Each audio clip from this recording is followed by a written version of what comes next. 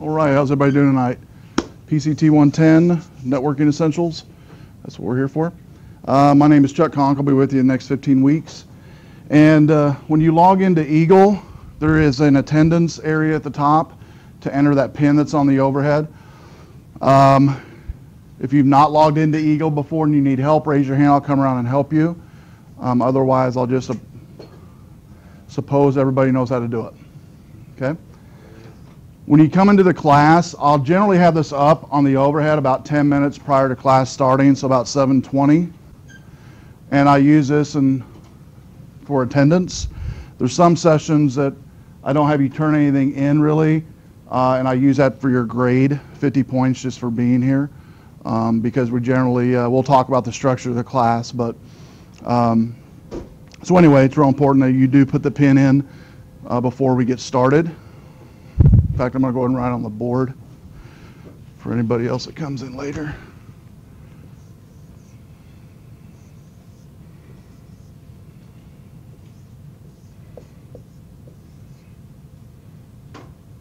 Okay, so this is an introduction course to networking essentials. Tonight's just an introduction to get you started.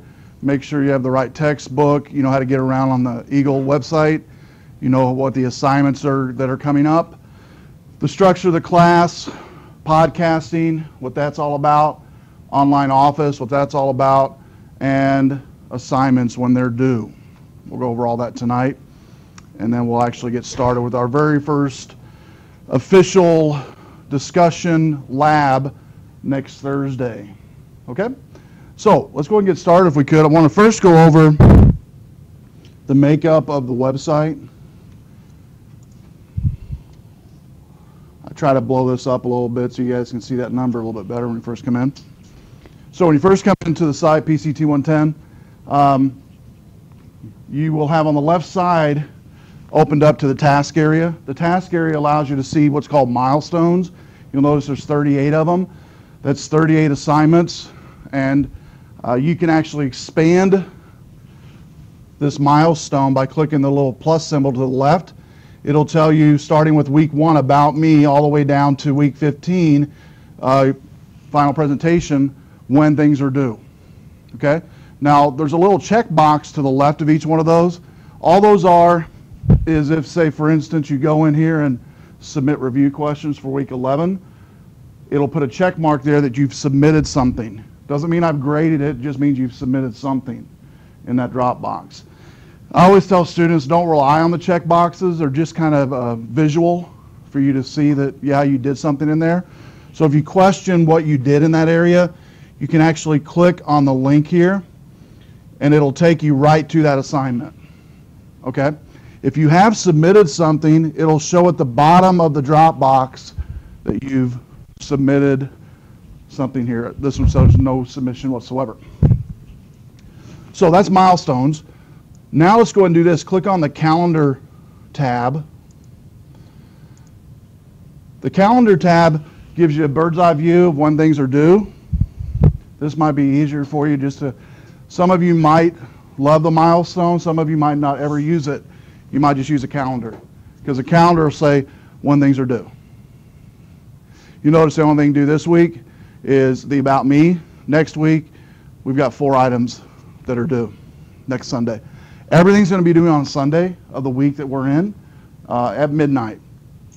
And the reason I do that is I know a lot of you work full-time and go to school, and so Sunday midnight's always worked for students. All right, especially, and I teach mainly all evening classes. All I've ever taught is mainly evening classes. And so no surprises on assignments. What you see on the assignments is what you get. I don't really change things much unless I make a mistake on a word or something like that, or a due date. But besides that, it is what it is. This is my 13th year teaching this class, and we started over in another room years ago with floppy drives and old computers. In fact, I still have a few I keep in here when we do some of our labs, just for nostalgia's sake. I break them out. So anyway, I enjoy networking, and been in the field for about 25 years. I'm also a full-time programmer, a Windows programmer, PHP programmer. I do a lot of that contract-wise in the summer. And been in Rockford for about 15 years now. Originally from, and you'll hear my southern accent as I get more comfortable with you, southern Missouri, around the Joplin area where that big tornado hit. I lived about 8 miles from there. And so came to Rockford about 15 years ago to work at Rockford Christian School. I was a computer science director there, over all the curriculum and the computer labs and networks and all that good stuff.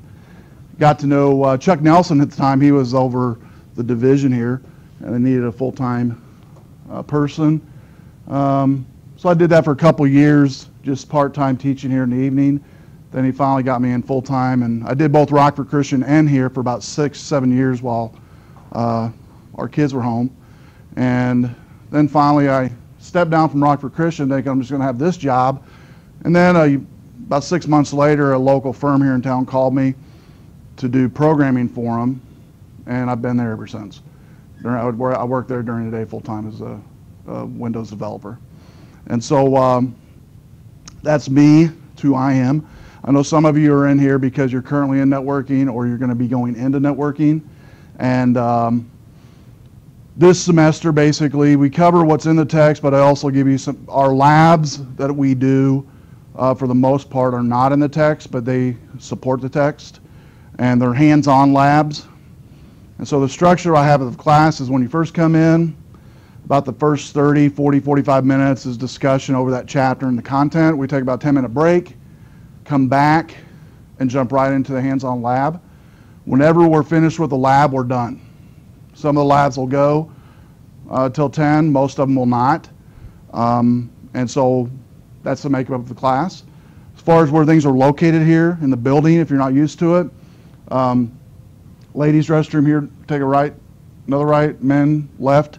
All the way down the basement is coffee machines, vending, all that good stuff. If you do smoke, you can smoke down in the basement, go outside, or outside that way, I believe. So, and I generally give you guys about 10 minutes. There are some weeks you guys, if we have a real, if the lab's pretty short, I ask you, do you want to just go through with, just go right into the lab? We just do that. So, so that's the makeup of the class, the structure of the class. As far as any real rules, just silence your phone when you come in. Don't play any games on the computer. That's about it. That's all my rules. As far as discussion, pretty laid back. When even when we're talking about the chapter and on the overhead, I have a discussion up. I'll ask you guys questions and feedback, and don't feel like you have to wait till I'm done talking about whatever it is. You can raise your hand and we can discuss whatever comment or question you might have or something. Or you might have a life experience in your work that you can share that is on exactly what we're talking about. Okay? And so pitch in, and we're all part of the education process. So tonight we're just going to go over makeup of the site and when things are due, and then we'll be done. It's supposed to be a lot of snow tomorrow. I believe I heard anywhere from 9 to 12 inches. I don't know what we'll get, but whatever. Yeah, it'll be different tomorrow. Yeah, we'll probably get 10 feet. All right, so questions on how to see what's due. You've got task, milestones, and then you have calendar view. You don't have to use either one, but they're there for you. Now let's do this. Go into the Communicate tab. The Communicate tab is to allow you to email myself, other classmates. Eagle does not allow you to email outside of itself. Okay, so you can't type in an email address and send it to somebody. If you want to do that, you need to use your RBC email. Any email you do get in Eagle from me, I believe it also forwards it to your RBC email as well. And then if I reply in the RBC email, it should also come back to you in Eagle. But I have had it where that's not worked quite right. And so what I try to do is, to save sanity on your sake and my sake, I will send and reply both using Eagle only, okay? But now the college does use your RBC mail as its formal communication out to you, so stuff they used to send out to you, they don't do any longer. I believe they're trying to weed away from that, wean away from paper and mail. And so I have had students, you know, not get a whatever in the mail from the college, maybe it's the finance department or admissions, like they used to get. If you've been here over a number of years, they email it to you now only. So just please check your RBC email, not so much for this class, but for your general administration task here on campus. So make sure you get all the email you're supposed to get. As far as this class, I tell students to check the class for discussions, which we'll talk about in a second, the Q&A discussion area that's opened up to everybody. Since we only meet once a week, I'll kind of talk about that in a little bit. It's real important for you guys to so get to know each other, is to use that discussion area. And I allow you to use that discussion area, and I'll show you where it's at in a second, to talk about other things besides just course-related items. So politics is big this year, sports, basketball, football, whatever it is you want to talk about, you can put in there. Just keep it clean. And even if you have computer questions, ask it. Somebody in here will know the answer more than likely and can help you with it. I try to stay out of as much as possible and try to let you guys kind of post and reply to each other. It's kind of your area to get to know each other, so use it as much as possible. So we'll get to that in just a second where it's at. So this is your communication area. And then now let's click on the Lessons tab. The Lessons tab has a Getting Started, which we're going to go over in just a second. Course Documents folder is just that. It has all the course documents for the class. The Q&A discussion, that's the discussion area I just talked about, where you can post and reply freely to help get to know each other, help each other out. If you have, you know, I've even let students put stuff in there if they have, you know, an item that you want to sell or whatever, a car, I don't care, computer, whatever, you can post it in there, I don't care. And so you can use it for that as well, okay? And it's safer than using Craigslist, all right? So I don't care how you use it, as far as just as long as you do use it and that you check at least once a day to see if anybody posts anything new in it. I have had semesters where it's been used quite a bit, and I've had semesters where it's not so much. So I like to see it used because that means you guys are getting to know each other a little bit better. You know, I've had students just post questions in there, say, hey, who you guys voting for? How do you like so-and-so, whatever. And, you know, just start a discussion up. So questions about the Q&A discussion? Okay. If you do need help with Eagle, as far as navigating Eagle, sending, receiving emails, whatever, on the home page of Eagle is a link on the bottom right, I believe, that Kenny put there for Eagle training that you can go face-to-face this first couple weeks and just walk in. I think they have them over at the ERC building, upper floor. Or they have a lot of free online resource stuff where you can take tutorials online to learn more about how to use Eagle. So week 1, week 2, so on and so forth, all the way down to week 15. It's going to have the date of that week. We'll jump right into week 1. Has the Getting Started checklist and the About Me that some of you might have already filled out. The Getting Started checklist is just that. Make sure you purchase what you need to purchase and have what you need to have. So make sure you purchase your textbook, post and replied and responded to the About Me on that one. That we'll get out in a second, talk about that. Read syllabus on your own, begin reading chapter 1 for next week, and subscribe to the course podcast. Now, I've changed it up a little bit on podcasting. Those of you who aren't familiar with podcasting, I'm going to just tell you what podcasting is and how long it's been around. We've had it on campus for since about 2006.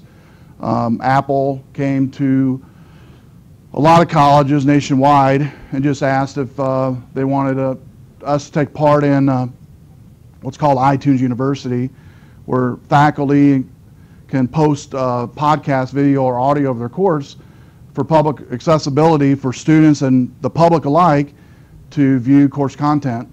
And so we've been a part of it since then. We've got about 25 faculty that use it and something like 800 and some podcasts out there. And if you've never done podcasting before, we'll go over how to subscribe. But basically, what's cool about podcasting outside of helping students is it's a great resource for you if you're taking another class. If you need more help, you can find a podcast in iTunes, totally no cost, to help you in whatever subject you need help with. I mean, you could literally be subscribing to a podcast from Stanford or MIT and help you with a class here on campus. I have a niece that was, when she was in high school, was needing help with Spanish, and they had like a podcast called Coffee Break, Learn Spanish in Coffee Break or something like that. 24 podcasts at that time. I looked at it the other night. I was showing some students. I'll show you guys in a second. It's over 100 of them now in there. But it's, you know, a great learning tool. And again, everything from technical stuff like networking, web design, to, you know, musicians have their own podcast. All news stations mainly have their own podcast. And all different genres in between have their own podcast. And the great thing about it doesn't cost anything. And once you subscribe using iTunes, you don't have to worry about subscribing again. It automatically downloads new podcasts for you. And if you have an iPod or a mobile device, mobile phone, you can port it to those devices and listen to them when you want to, and not listen to them when you don't want to. And so the great thing about it, again, is it's free, number one. Number two, it's a great resource, podcasting is. And hopefully when you subscribe to our class, you'll kind of get a chance to browse around in there, and I'll show you how to do that in a second to find other podcasts. And I have about 8 or 10 that I listen to all the time, technical podcasts, and then, you know, I have some non-technical ones I like that I listen to, and so pretty cool. And so that's how I use podcasting. In this class is what you see on the overhead and what you hear is what's podcasted. There are 2 supplemental podcasts I've been doing in this class every semester because we don't have time to cover it in the time we have. And so it's 2 supplemental podcasts that you guys can listen to, and there's an assignment in the podcast, and it's extra credit if you want to do it. So it's 2 extra podcasts I don't have time to cover in the class. I pick 2 topics different every semester, kind of 2 topics that I think is cutting edge topics that maybe the book doesn't even cover, and create a 30-minute podcast with a little assignment for you to do. So something supplemental for you to learn and at your own time. What's cool about, I'll share one last thing about my experience with students in podcasting. Had an email last semester from a guy from Soviet Ukraine, a farmer. And I teach PHP web development as well. And he emailed me and said, hey, I've been watching your PHP stuff, podcast on iTunes. Could you send me a source file that I didn't have on the podcast? So I did. And come to find out, the guy can't afford to go to college. He has a family raised on a farm, and uses podcasting to self-teach himself, you know, different subjects. And so I thought that was kind of cool. All around the world, a little old farmer in Soviet Ukraine listening to my podcast. And so, you know, kind of made me a little self-aware there for a second. But, you know, you never know who's listening to it. And iTunes itself got the last stat I saw was something like 380 million hits a day. And it might be way above that by now, I don't know. But it's pretty crazy, all the podcasts that are out there. And it's amazing how many students, when I tell them about podcasting the first time, they've heard of podcasting, but they've never really, and I'm going to show you in a second, seen all the different podcasts that are out there at no cost. And the software we use, iTunes, is totally free, doesn't cost anything anyway. And it's for Mac or PC. So but before I show you iTunes, I changed it up a little bit. On podcasting, I also use YouTube now as well. So I upload it to YouTube, which everybody's familiar with that one probably, and I upload it to iTunes. Now YouTube, the benefit of YouTube is you can embed it in a web page and it'll play it right in the web page, that video, okay? Can't do that with iTunes. One of the benefits iTunes give you, besides a wider variety of educational videos, is you can download the podcast natively using iTunes easily. Now there are ways to download iTunes as well, but you have to go through some loops to do that. But the benefit of iTunes, or the difference between iTunes and YouTube, is like right now, here's a video on the web. But if you want to take a podcast with you, iTunes U, or to find more organized podcasts or more educational podcasts maybe, I'd say iTunes U is your best bet. Does that make sense? And so you can survive in this class just with watching them on the site, those podcasts that you want to watch, because you're not required to watch any podcast. It's just for your purposes only, benefit for you. For instance, if we're discussing something, in the past, students would be feverishly writing something down, whatever we're talking about.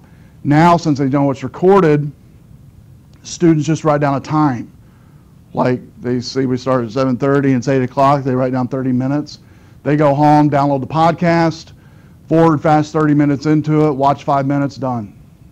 And so it's a great learning tool for repetition, and so hopefully it helps some of you. And so let me go ahead and show iTunes to you real quick, just show you what it looks like. Okay, in the Lessons tab, Course Documents, subscribe to Course Podcast on iTunes, gives you the step-by-step. First, you've got to install iTunes, then go to this URL here. Now, if you don't want to do any of this, if you want to quickly get to iTunes, as far as the Rock Valley College, you can actually go to the rockvalleycollege.edu, has a link directly to iTunes right here. It also has a link in my RBC. But if I click on it here on the website, welcomes you to Rock Valley College and iTunes U. I can just click on this, go to Rock Valley College and iTunes U now. And what it's going to do, if you don't have iTunes already installed, it'll redirect you to Apple's website to download the software. And all the courses already here in the top, what's new. So you can actually just click on subscribe free.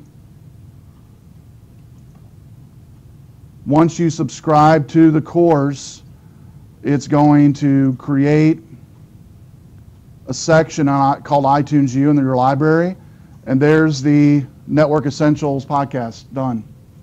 It's already there for you. And so once you subscribe, you only have to do it once, and you forget about it. Okay?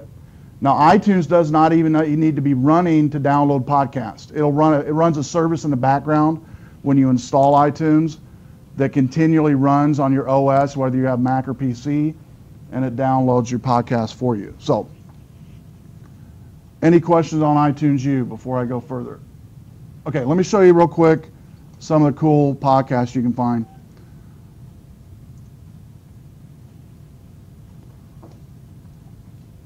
Okay, I just clicked on podcast is what I did. That's all I did. Click on podcast. And this gives some of the top podcasts that people download. In fact, on the right side will be the top episodes of podcasts people downloaded. NPR, Adam Carolla, The Simpsons. That's a pretty wide spectrum, just what I just mentioned there. That's the top 3 downloads. Simpsons, NPR, Adam Carolla. Total polar opposites, all 3 of them. Okay? But that's, that makes sense. All right? And so people download those, and but you can look by category too. So let's go to technology. We'll go to the geeky stuff. Technology. Twit, Leo Laporte. If you've been around technology for any period of time, you've heard of this guy. He's been around for years. I subscribe to a number of his podcasts. He's a good one to subscribe to. The 2 guys I recommended to students that they're going away this month is Dignation, these guys here. These guys, you notice it says explicit, and what that means is language for these guys. They drop the F-bomb every once in a while, well, all the time. And but they have good content. They have some funny stuff plus serious stuff and tech. The guy on the left, created dig.com. He's the creator and owner of dig.com, which is a huge news voting type of kind of like the up and down thing for Facebook. And so dig.com has been around a while. And so these guys, I think this is our last month in existence, but that was a good one. They'll probably do something else, I'm sure. The other one that's pretty good as far as tech goes, besides Leo Laporte stuff, this one right here is pretty good if you're new into technology. GeekBeat is a good one. And they're real short. Callie keeps, I think it's under around 4 or 5 minutes each one of them. But they're up, the newest and greatest trends, hot stories, new devices, phones, whatever. She goes over all that. She's been around a long time too. Let's see. The other one here, already said Leo. Let's see.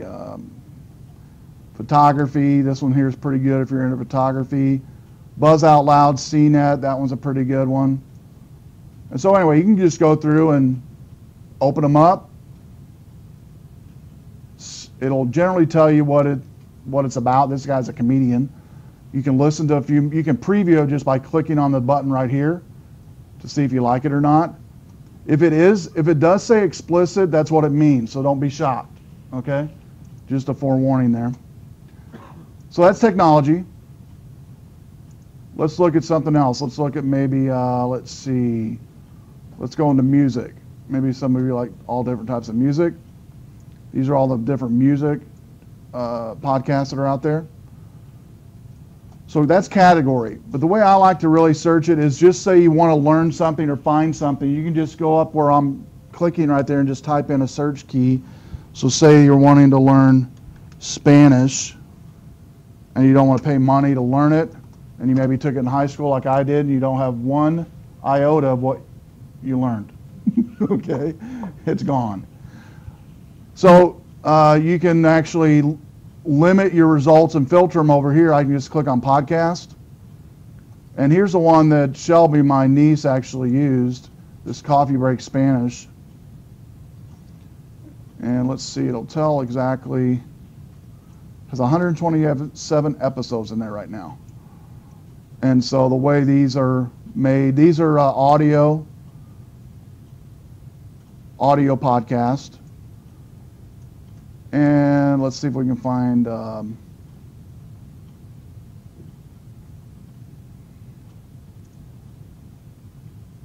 these are audio too. You know they're audio because a video, I'm trying to find a video one for you because there's a little icon in there for video.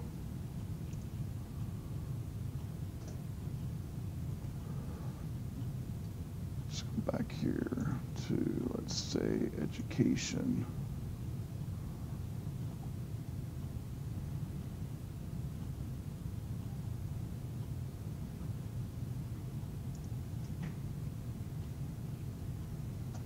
Yeah, a lot of people are doing audio only now. Let's see.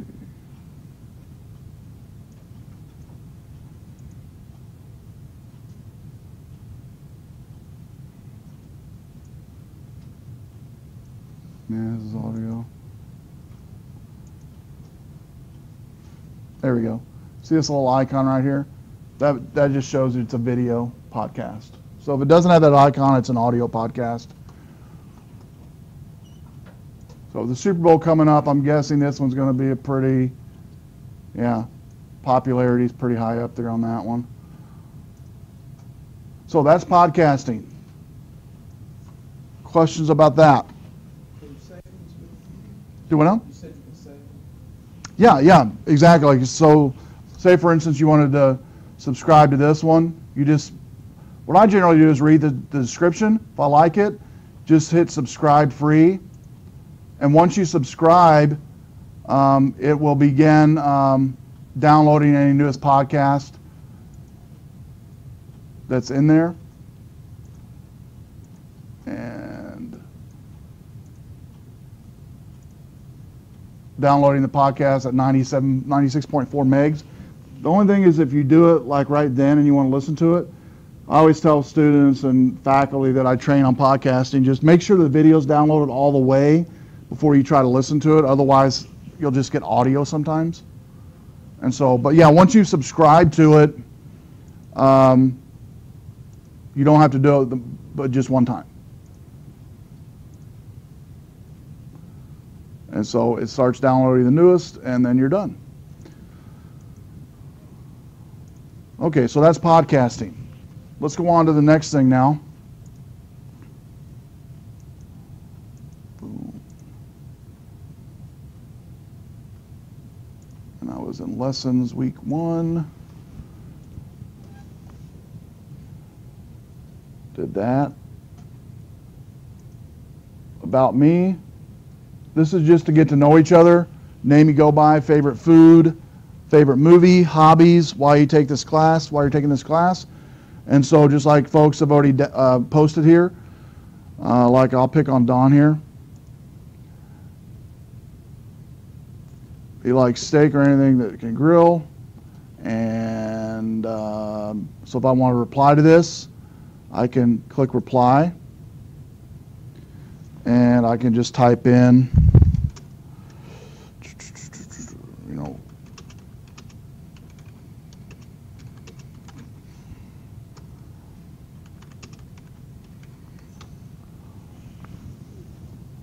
submit. And now what you'll see is Don's got a plus to the left of his name, and then can see the reply. All right. So what I want you to do is between now and Sunday is not only post your answers to these questions, but you have plenty of time, since it's the only thing due, to read everybody's, maybe reply to more than 2, but I require at least 2 replies. And so that way you can get to kind of know each other a little bit better. So that's about me. Any questions on that? Okay. Well, let's jump ahead a little bit to week 2 for next week.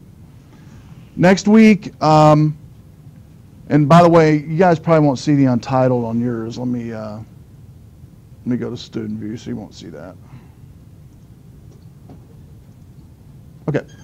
Chapter 1, Introduction to Networking, next Thursday as soon as we come in. Then we're going to break, go to a lab, and we're going to be doing a group lab on network topology, which Chapter 1 goes into, which is the makeup of networks and how they're designed. Before you ever get into, and you'll hear these terms this semester and learn what they are, before you get into servers, switches, hubs, routers, you have to learn about what a network topology is and the different types of makeups. And so you guys get in groups for that lab, and then you draw a diagram of a network topology, and then one brave person comes up that you've elected in your group to draw it up here on the board. And I take a picture of all of them and put them on the page for that week. Okay, so we'll be doing that. Also, let's talk about the other things that are in here. Quiz. You have your first quiz next week on Chapter 2. Your quizzes are all worth 40 points. You have 3 attempts, unlimited time, and you can take it up to 3 times. You get the maximum score out of the 3. Okay? And let me show you real quick how this works. It's all multiple choice. I have 1 true false in this one. It has a button on here called Save and Continue. So say you begin and you get down to number 5, and a phone rings or you've got to do something, you hit Save and Continue. It'll save what you've done up to that point, and then when you come back and log into Eagle, you can continue on with that. But if I go ahead and submit this, it'll give me my correct and incorrect answers. If it's incorrect, it'll tell me the correct answer all the way down. And so go back and study more in your book, look at your answers, find out where they're at in your text. Then before you take it the second time, go back in one more time on your quiz, see which ones you got incorrect and what the correct answer is, and then you can retake it a subsequent time. You don't have to take it 3 times. You can take it once and get 18 out of 20 and say, I'm done. Okay? Questions on quiz or assessment. These are untimed. They're not timed. The only thing I tell you to do is be it a static connection.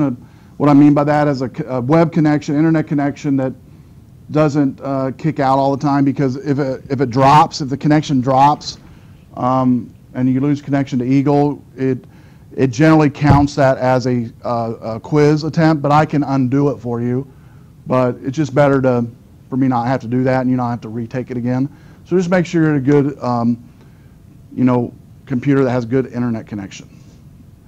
You think today everybody has good internet connection, but that's not always the case. And so if you have to take it here on campus or whatever, that's fine.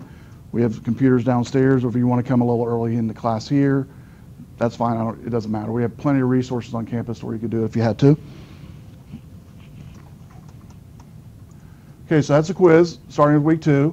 And generally you'll have a quiz, review question, and a lab every week. Okay? The review questions, let's talk about that. All I need you to do on the review questions is, after you've read your chapter, in the back of each chapter, there's review questions. And the review questions are multiple choice, fill in.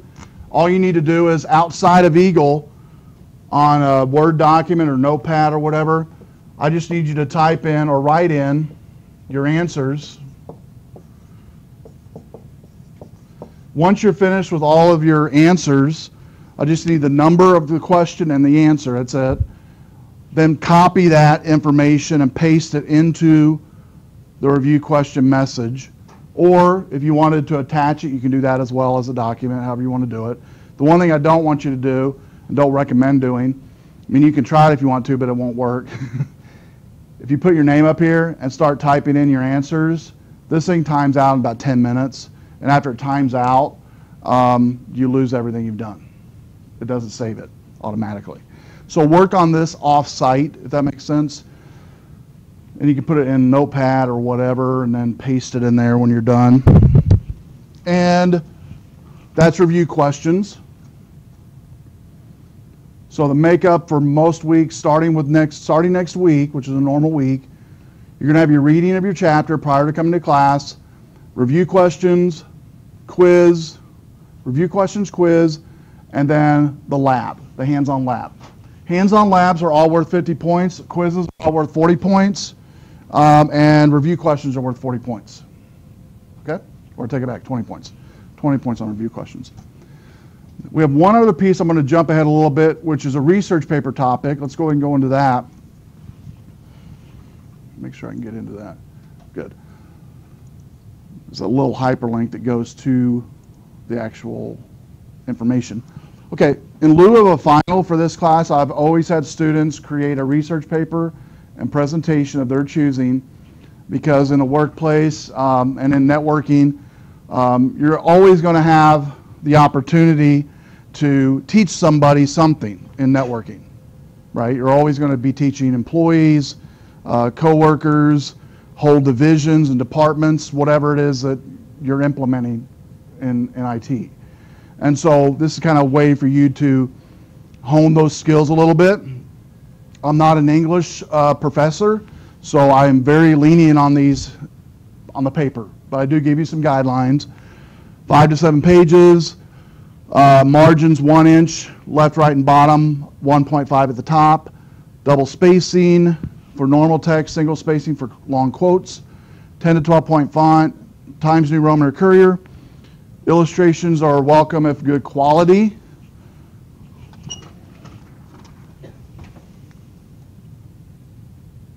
And cover sheet's optional because you'll be emailing me your paper. And on topics, we'll look at those in a second at the very bottom. So attribution. Everything that you research needs to be attributed. All works and illustrations must be cited. Even if you talk to Joe the networker down the street, I want to know that you talked to him. You get credit for that. If you fail to give credit, just like in every class, it is plagiarism and be penalized with a 0 for the project. Citing sources, there's works used, works consulted. Works used is the source material you use to provide substance to your project. Works consulted is you probably looked at a lot of stuff and you didn't use it, but so you need to write that down, even though you didn't use it. And so you deserve the credit for the research. You'll be considered for the credit for works consulted. List your primary sources as consulted works. I tell students, just as you're getting material, and I know you guys are going to be doing this weekend. No, just kidding. I know you're going to wait till the very last minute, because that's what I did. But as you do your research, just keep track of, even if you don't use something, a URL, which most of you are going to probably find most of your stuff on the web, I'm guessing. But you can use magazine articles, book articles, interviews with people. The guideline for the MLA is here. If you want to look at that, gives you some more information on MLA guidelines. And it gives you examples of all these things that on research papers that you might need help with. So presentation, let's talk about that. Display your ability to research and deliver information is a career skill. Creative presentation ideas are welcome. Use your imagination. An example of creative ideas for your presentation is bringing in setup for how to set up a Wi-Fi router at home. 3 easy steps how to set up a Wi-Fi router at home. You bring in your Wi-Fi router, you bring your laptop, and you show on the overhead how to do it. Okay? Another example of creativity could be you videotape you doing something at home, setting up something at home, setting up a network at home, and then embed that video into a PowerPoint, which around mid-semester I kind of help you with that, show you how to do that. If you're not real good at PowerPoint, it's been a while since you've done one or never done one, I give you a template that you can use and just build your content into it. And so, and then also you can use a whiteboard up here as well. Develop public speaking skills. If you have stage fright, the best way to overcome it is to come up here and talk in front of everybody. Play the part of instructor. Instructing others will be part of your career. Oddly enough, some people even enjoy teaching. So format of the presentation, 10 to 15 minutes. And don't get worried about this. Every student, and over the last 13 years now, 100% of my students in this class have completed this assignment, both the research paper and presentation. And so that's a pretty good track record. And so, you know, folks that thought they couldn't do a presentation did a great job. And so 10 minutes isn't that long. And again, I'll help you on that about mid-semester to alleviate any stress you might have about that. And 10 minutes is roughly maybe 12, minimum of about 12 PowerPoint slides, and that's it. So you can do that pretty easy. Okay? And visual aids are welcome, as I already mentioned. Handouts are welcome if they're lasting value. I always tell students a handout's welcome or lasting value if you wouldn't picture yourself throwing it in the trash. Then it's a lasting value. Okay? So, you know, like for instance, the example I gave earlier of how to set up a Wi-Fi network. 3 easy steps, having a handout of those 3 easy steps with little pictures on each step, something like that. Something that might be useful for somebody outside of class. Now, keyword here for your presentation, keywords, is you will base your presentation on your research paper, not a word-for-word thing. And I show you how to do that again mid-semester, how to take your research paper and convert it to a presentation. Pretty simple, and I'll show you how to do that. Attributions and citations on the presentation, you don't need to because you took care of that in your paper. Closing the presentation. When you finish your presentation, remember to ask a courtesy question, are there any questions? Now let's get into the topics. Here's some topics you can choose from, and you have 2 weeks actually to choose these. I'm just kind of letting you know tonight to give you some time to think about it. In fact, 2 Sundays from now. Apple Talk, Macintosh networking, copper cabling, email protocols, fiber optic data cabling, IBM SNA. If you don't know some of these terms, you can Google them right now. You can Google them when you get home or between now and next week and say, oh, what is that? ISDN, DSL cable modems, malicious code, multicasting, NetBayou, network management, network hardware, networking with Windows, Novell NetWare, OS2, point-to-point protocol, remote access, server hardware, TCP, the internet, token ring, Usenet, VPNs, wireless networking, and then the lovely elective topic, which a lot of students like, meaning anything that has to do with networking that you wanted to research, you can put it in that blank. Okay? And if you have questions tonight before you leave, if you're thinking of something, or next Thursday, just come by and see me and I'll tell you, yeah, that'd be good. Like I had a student from my PCT130 class is going to think about doing theirs on a group called Anonymous, which is a hacker group you might have heard of. Just, been recently in the news here, so they're going to do theirs on that. They thought that'd be a good one. It is a good one. Nobody's done one on that. And so, and that leads me to the next item, which is when I said nobody else has done that. Don't worry about if other people are choosing the same topic as you, like wireless networking, right? Because every presentation will be different. Every research paper is going to be different, even if it might be the same topic, all right? So don't worry about that.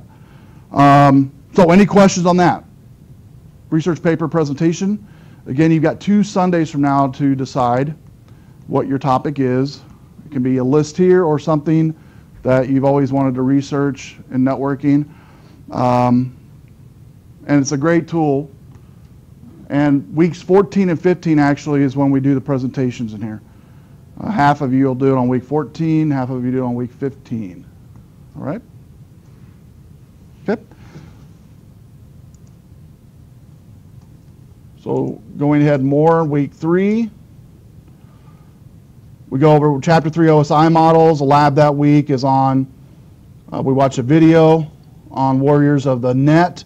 This breaks down what's called data packets and packet tracing, how a data packet travels from here to, say, China and back, how that works. We go over that, week 3. Week 4, data transmission. Oh, this is a fun week. We go over into ping topologies for this one. We do a ping lab.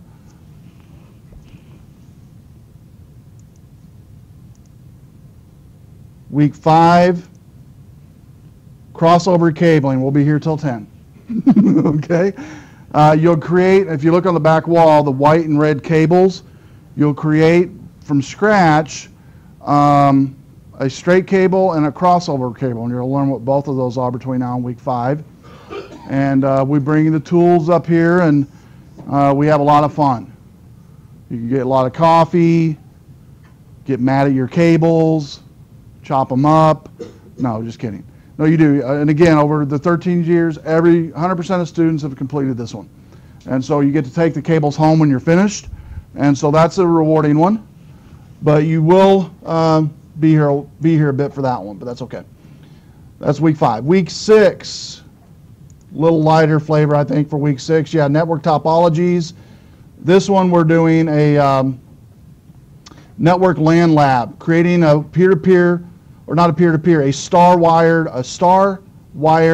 network that week. You get to set it up for the first time. Week 7, network hardware. You do a NIC installation.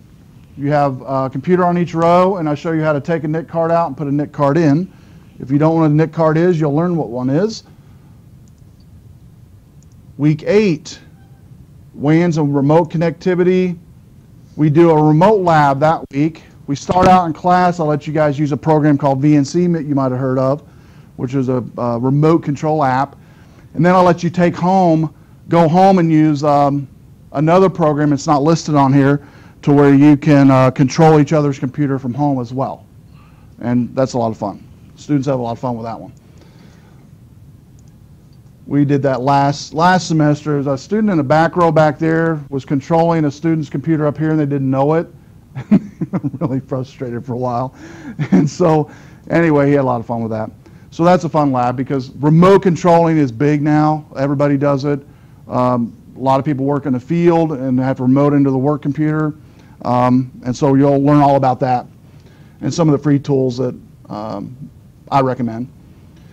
Week 9, wireless networking, and we begin a network call lab where you call local businesses and find out what type of network they have. and you have a list of questions to ask them. I have had students get jobs from this lab, the network call lab.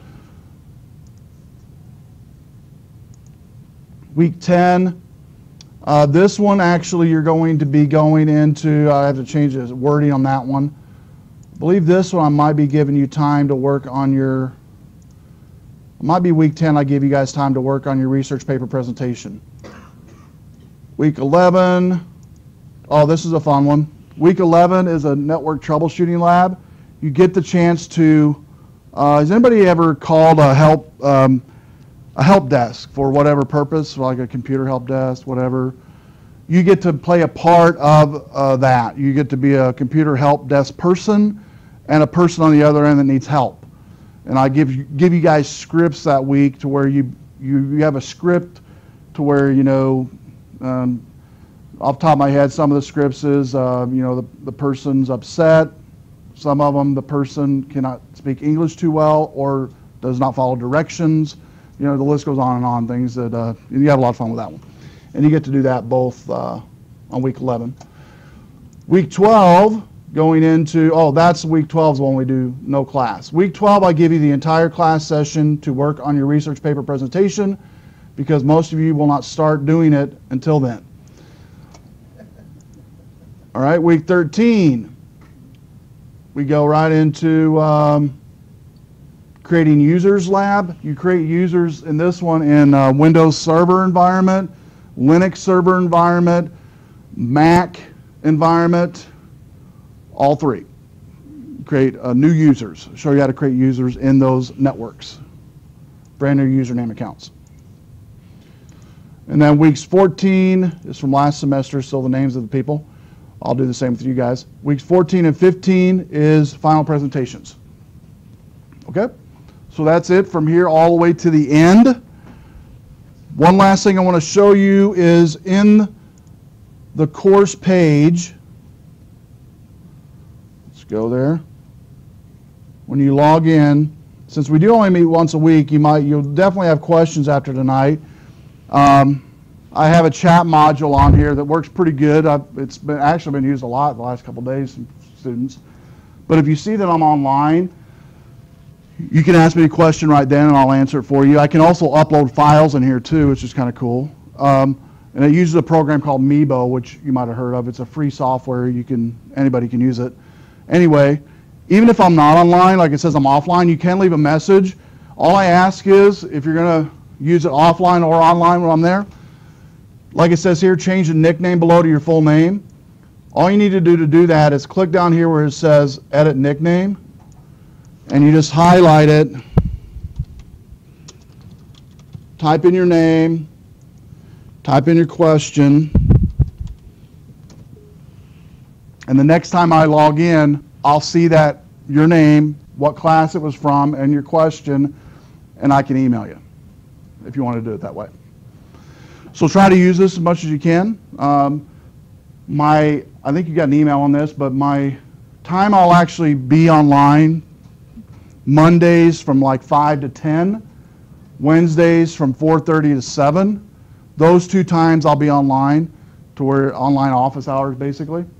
And then face-to-face office hours I've got is Tuesday between 6 o'clock and 7 o'clock in room 262, and then Wednesday between 4 and 7 o'clock in room 262 as well. I'll be there. Okay? So face-to-face, those hours, online, even on the weekends, I'll be online. I check at least 4 or 5 times people's emails and things on the weekend. So I also have this app, this Meebo app on my iPhone, and so I have it on a lot because it doesn't take a second to answer a question. And so it'll actually prompt me whenever a student asks a question. I can just answer it real quick, kind of like text messaging basically. And so that's the online module for you to use. So we went over introduction, getting started, podcasting, online office hours. We went over assignments, the makeup of each night, coming in, take break, lab, all the way through week 15. A lot in one night, but no surprises for you. And I don't like surprises when I was a student. I don't like to give you surprises as a teacher as well. And so, any questions?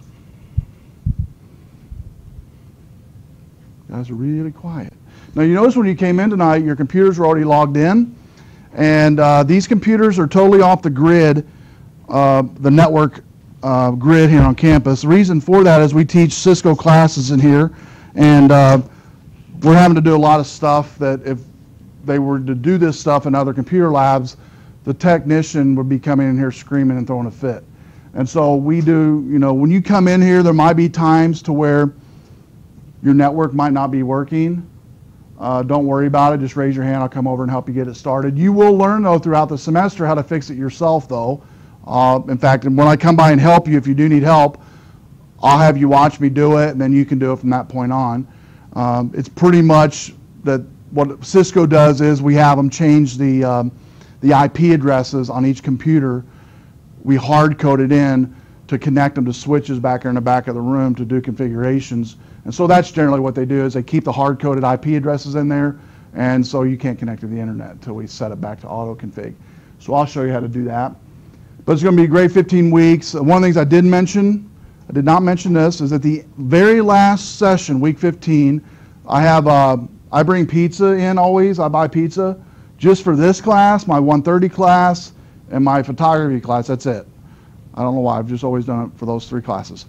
Anyway, I let you guys bring in everything else, non-alcoholic, I guess, be, you know, pop, chips, whatever.